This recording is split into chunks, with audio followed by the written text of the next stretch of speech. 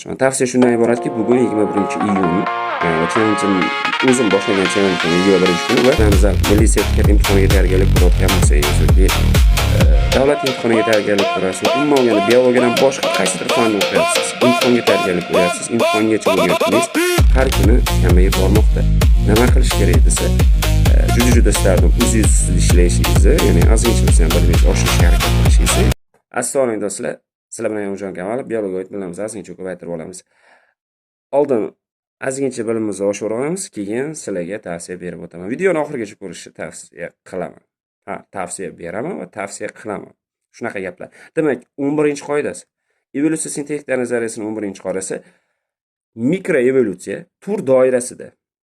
Makroevolyutsiya turdan yuqorida turadigan sistematik birliklarda yuzaga keladigan jarayonlarni, ya'ni evolyutsion jarayonlarni ifodalaydi.